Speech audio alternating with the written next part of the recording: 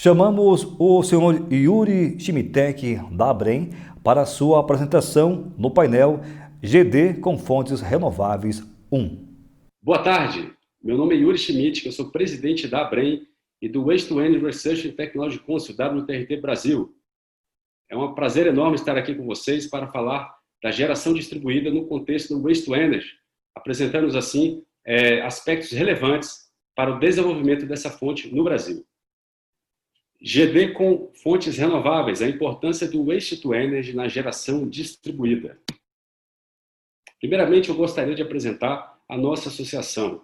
A Associação Brasileira de Recuperação Energética de Resíduos, ABREM, é uma instituição filiada ao Global Waste to Energy Research and Technology Council, GWC, instituição de tecnologia e pesquisa proeminente que atua em diversos países, com sede na cidade de Nova York, Estados Unidos, tendo por objetivo promover as melhores práticas de gestão integrada e sustentável de resíduos por meio da sua recuperação energética, conhecida como Waste to Energy. A recuperação energética ela pode se dar de várias formas, através de resíduos de origem animal, suínos, gado, aves, também laticínios e frigoríficos, cervejarias e vários resíduos orgânicos que são muitas vezes desperdiçados, e também resíduos de origem vegetal e também urbana, resíduo sólido urbano, RSU, como conhecido, e também muito utilizado para o rejeito, aquele que não tem mais condições de fazer o tratamento biológico, a reciclagem, a reutilização, a gente utiliza o tratamento térmico, incineração, gasificação e pirólise. Então, este é o trabalho da Abrem, e temos que ter em conta que o Brasil tem uns severos problemas de gestão de resíduos e um grande potencial a ser explorado também na geração distribuída com fontes que são conectadas à distribuidora, ou então aquelas até 5 megas que têm os seus incentivos na Resolução 482 de 2012 da ANEEL. A Abrem foi fundada em 2019, com sede em Brasília. Ela tem uma diretoria executiva, um conselho deliberativo, para dar essa justamente mais transparência e governança na sua atuação, e tem como objetivo representar empresas de reciclagem mecanizada, compostagem anaeróbia, recuperação energética de resíduos sólidos, tratamento térmico e logística reversa. Esses são os associados da Abrem. Nós estamos em crescimento, muitas outras empresas estão aderindo à Abrem neste momento e esperamos aí poder aumentar bastante, dobrar essa quantidade de associados até o final do ano.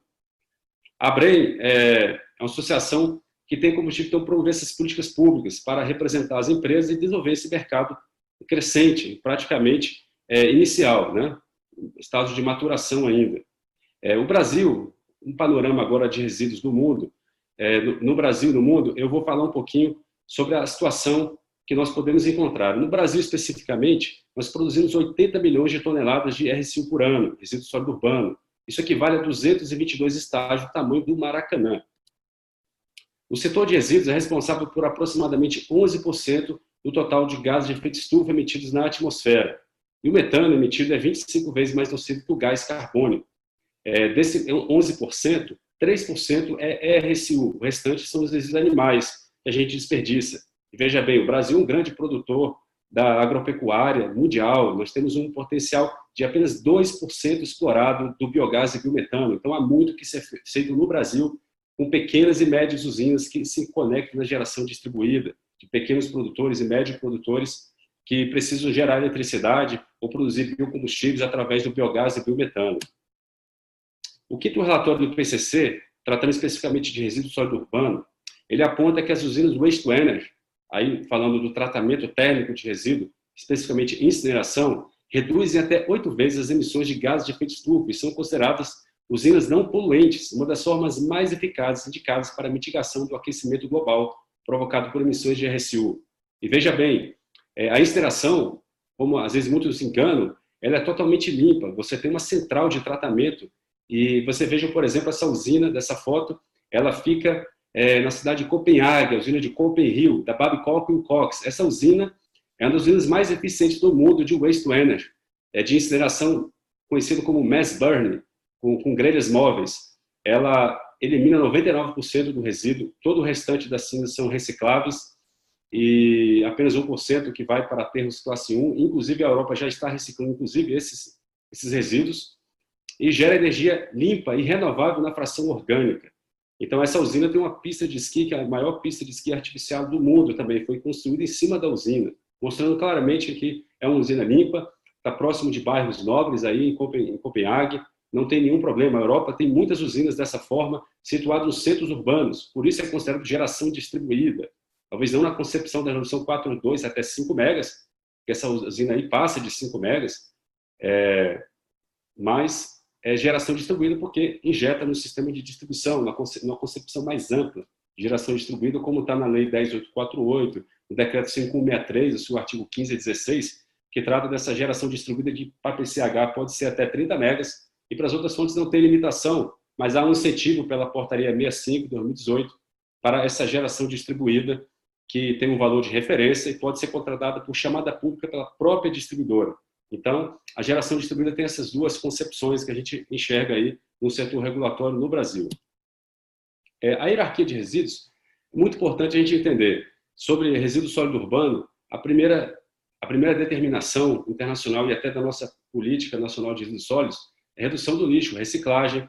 Só que a nossa política, ela trata a compostagem anaeróbica, a compostagem aeróbica e o waste to energy, que é o tratamento térmico de resíduos, como tratamento de resíduos, não especifica. Então, a ABREM tem um projeto de lei justamente para que essas três formas sejam distintas, para privilegiar, priorizar a compostagem, que é muito importante para nós tratarmos o resíduo orgânico para produzir biofertilizante e energia renovável para o grid. Então, a ordem seria essa: reduzir o lixo, reciclar, compostagem, biodigestão anaeróbia, compostagem aeróbica, depois vem o waste to energy, que é o tratamento térmico, que é a incineração, gasificação, pirólise. A incineração é a mais utilizada hoje em todo o mundo. Depois a gente tem os aterros com captura e geração de energia através do metano, que está contido dentro do biogás, então seria o gás de aterro. O Brasil tem várias usinas dessas operando, muitas delas inclusive na geração distribuída, até 5 megas. Tem o sistema também captando no flare, né, a queima no flare, é justamente quando você não tem escala para capturar para gerar energia nesse aterro, você queima no flare. Ou então quando você não tem interesse, por falta de visão empresarial, creio eu, você simplesmente queima no flare. E depois tem os aterros sem captura de metano, aí já não seria nem sanitário esse aterro, não estaria de acordo com as exigências sanitárias de mudanças climáticas, né? Porque, como vimos, a redução é enorme, né? Se você não deixa escapar esse metano. E depois os aterros a céu aberto, que é a grande realidade do Brasil, quase 40% dos nossos aterros são lixões, na verdade, a céu aberto. O aterro sanitário, ele tem um problema: a cada 10 a 15 anos você precisa de um novo aterro.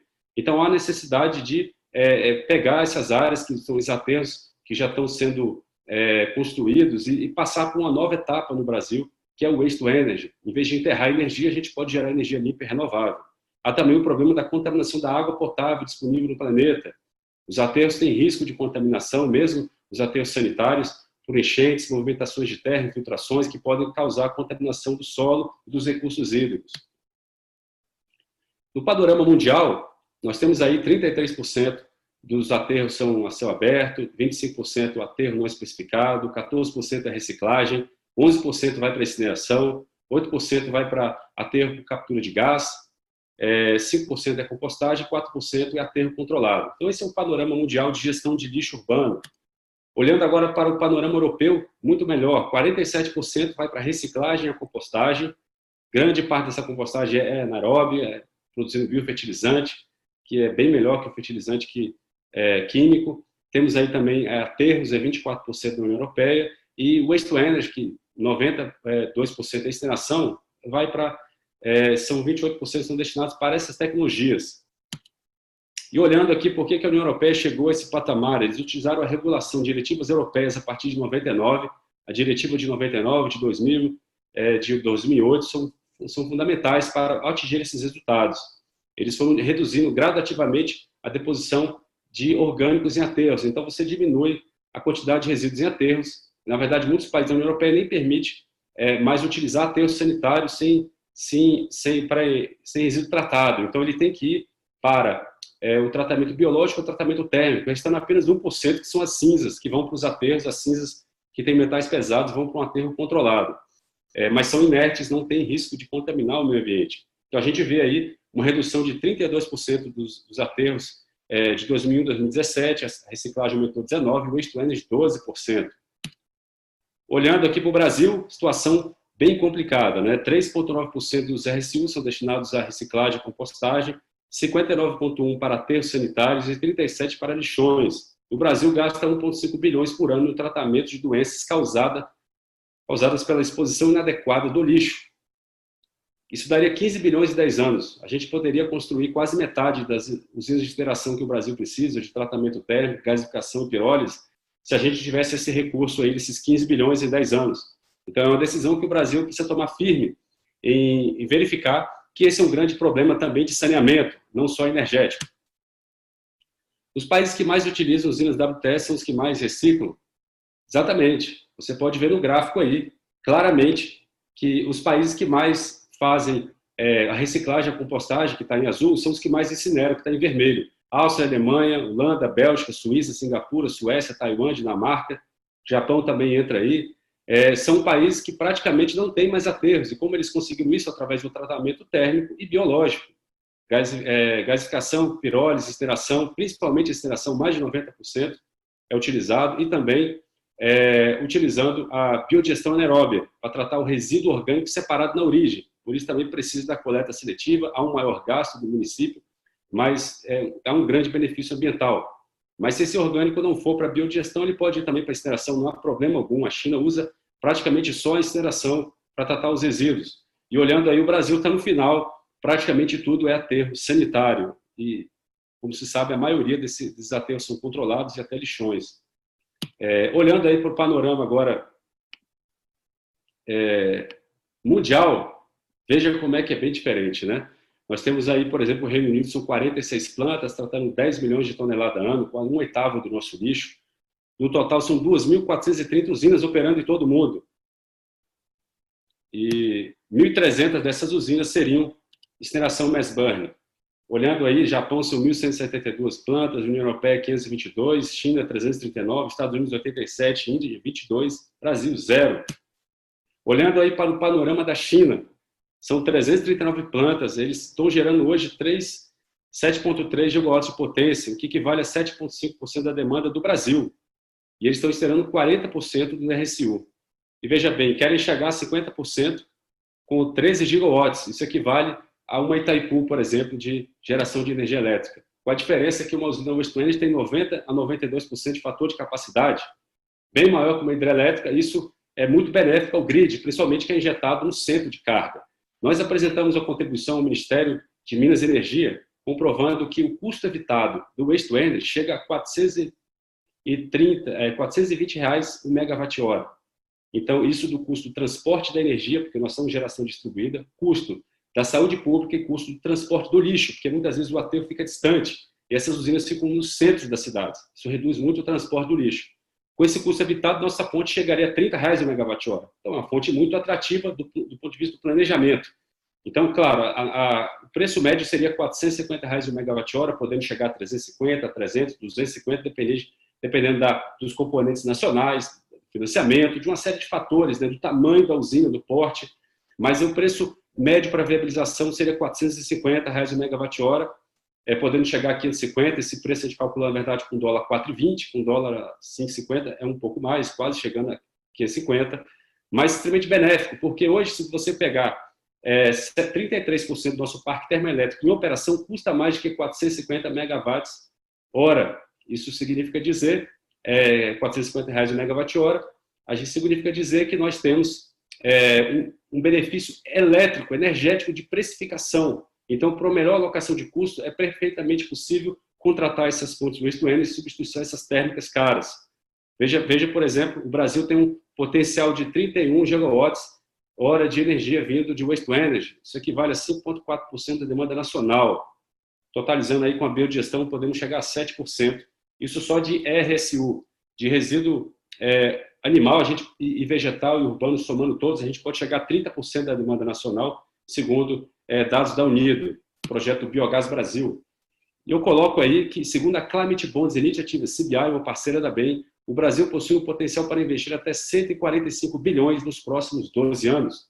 E você está convidado a fazer parte disso com a BREM. Estamos, assim, muito gratos pelo desenvolvimento dessa fonte no Brasil. O biogás já está bem avançado, temos quase 500 plantas em operação, boa parte delas são geração distribuída. E, para concluir, eu digo que se nós pegássemos, por exemplo, o resíduo orgânico, só o orgânico urbano, a EPE, a Empresa de Pesquisa Energética, ela aponta que, através da biodigestão anaeróbia, nós poderíamos substituir, produzir o biometano, que é um biocombustível, que vem a partir do biogás, a filtração dele, nós podemos atender 90% dos ônibus urbanos e 100% dos caminhões de lixo. Claramente, não é possível aproveitar tudo isso, pelo menos 50% é bem factível, como a União Europeia está fazendo ali, isso com 40% eles chegam em alguns países, e o restante 60% é rejeito, é lixo que não dá para fazer biodigestão, isso tem que ir para o tratamento térmico. Então o Brasil pode estar investindo aí muitos recursos no tratamento térmico, mais de 50 bilhões apenas no tratamento térmico nós podemos investir nos próximos anos. Então a Brem se coloca à disposição a todos vocês que queiram conhecer melhor essa fonte, e eu agradeço imensamente o Fórum GD pelo convite. Muito obrigado. Agradecemos ao senhor Yuri Schmittek da Brem pela sua apresentação